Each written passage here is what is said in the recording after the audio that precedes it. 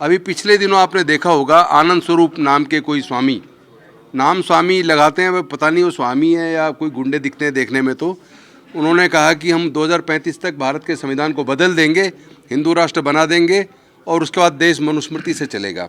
और जो लोग ये सपने देख रहे हैं कि वो बाबा साहेब के संविधान को ख़त्म करके मनुस्मृति लागू करेंगे, उनके सपने किसी कीमत पे साकार नहीं होंगे, बल्कि ऐसे लोग देशद्रोही हैं। हज़ारों साल की गुलामी डॉक्टर बाबा साहेब अम्बेडकर जी ने तोड़ी, लेकिन कुर्बानी उनकी इतनी बड़ी है कि उन्होंने अपने 4 छोटे छोटे बच्चे गंवाए, अपनी पत्नी को गंवाया और तब अपना पूरा जीवन जला के हमारे जीवन में प्रगति और रोशनी लेकर आए। और अगर इसके साथ किसी भी प्रकार का कोई भी छेड़छाड़ की कोशिश की गई तो उसे किसी भी स्थिति में बहुजन समाज बर्दाश्त नहीं करेगा। बाबा साहब अम्बेडकर का संविधान दुनिया का सबसे बढ़िया संविधान है। इस संविधान को बारे में कोई भी अगर व्यक्ति छेड़छाड़ करने की कोशिश भी करेगा, कोई सोचेगा भी, तो उसका बाबा साहब के अनुयायी पूरी मजबूती के साथ जवाब देंगे, जिससे कि पूरे भारत में ये संदेश दिया जा सके कि बाबा साहब अम्बेडकर का संविधान विश्व का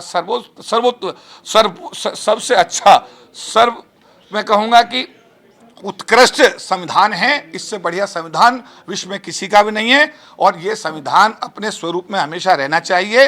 और अगर इसके साथ किसी भी प्रकार का कोई भी छेड़छाड़ की कोशिश की गई तो उसे किसी भी स्थिति में बहुजन समाज बर्दाश्त नहीं करेगा। देखिए, मैं पहले तो एक बात स्पष्ट कर दूं कि हज़ारों साल की गुलामी हम लोगों ने झेली। हमारे पढ़ने लिखने पर, व्यापार करने पर, संपत्ति रखने पर धार्मिक बंदिश थी, लेकिन वो हज़ारों साल की गुलामी डॉक्टर बाबा साहेब अम्बेडकर जी ने तोड़ी, लेकिन कुर्बानी उनकी इतनी बड़ी है कि उन्होंने अपने 4 छोटे छोटे बच्चे गंवाए, अपनी पत्नी को गंवाया और तब अपना पूरा जीवन जला के हमारे जीवन में प्रगति और रोशनी लेकर आए। लेकिन आज जिस तरह के जो केंद्र में सरकार है, जिस तरह उनके मंत्रीगण भाषण देते हैं, उनके नेतागण भाषण देते हैं कि हम संविधान बदलेंगे।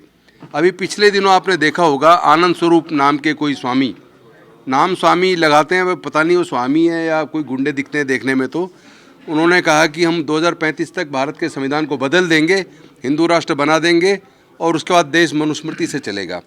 तो मनुस्मृति से देश चलने का मतलब है कि जो संविधान से हमें हक और अधिकार मिले वो हक अधिकार छिन जाएंगे और मनुस्मृति में तो फिर से वही धार्मिक बंदिश हमारे ऊपर लाद दी जाएगी, जिसमें ना पढ़ने का अधिकार होगा, ना संपत्ति का, ना व्यापार का। तो क्या ये सारी कुर्बानी डॉक्टर बाबा साहेब अम्बेडकर जी की बेकार चली जाएगी? राजनीति भी तो हम तब कर पाएंगे जब संविधान सुरक्षित रहेगा। संविधान रहेगा तो लोकतंत्र रहेगा, लोकतंत्र रहेगा तो हम लोग जो संसद विधानसभा में पहुंच पाए हैं, सांसद बने हैं, एमएलए बने हैं, मंत्री बने हैं, यहाँ तक कि राष्ट्रपति बने हैं, वो रास्ता अकेले डॉक्टर बाबा साहेब अम्बेडकर जी ने बड़ी कुर्बानी के साथ खोला था। उस रास्ते को बंद करने की जो साजिश है, तो हम सारी राजनीतिक पार्टियों के स्तर से ऊपर उठकर सारे सामाजिक संगठन, पूरे देश के बहुजन समाज के लोग एकजुट होकर इस लड़ाई को लड़ेंगे। और जैसा चौधरी साहब ने बताया, उसी तरह यहीं से जो शुरुआत हो रही है पूरे देश के अंदर हम लोग जा रहे हैं। तो ये पूरे देश के अंदर सिलसिला चल पड़ा है कि किसी भी कीमत पर हम संविधान को ऊपर आँच नहीं आने देंगे। और जो लोग ये सपने देख रहे हैं कि वो बाबा साहेब के संविधान को ख़त्म करके मनुस्मृति लागू करेंगे, उनके सपने किसी कीमत पर साकार नहीं होंगे, बल्कि ऐसे लोग देशद्रोही हैं जो देश को तोड़ना चाहते हैं। क्योंकि देश विविधताओं पे, इस देश के अंदर इतनी विविधताएं हैं, हर 25-30 किलोमीटर पर भाषा बदल जाती है, संस्कृति बदल जाती है, इतने सारे धर्म, हज़ारों जातियां, और ऐसी विविधताओं के बीच पूरे देश को एकजुट रखना इतना मुश्किल है। लेकिन डॉक्टर बाबा साहेब अम्बेडकर के संविधान ने उसको एकजुट रखा है। तो ये संविधान बदलेगा तो देश सुरक्षित रहेगा, नहीं रहेगा।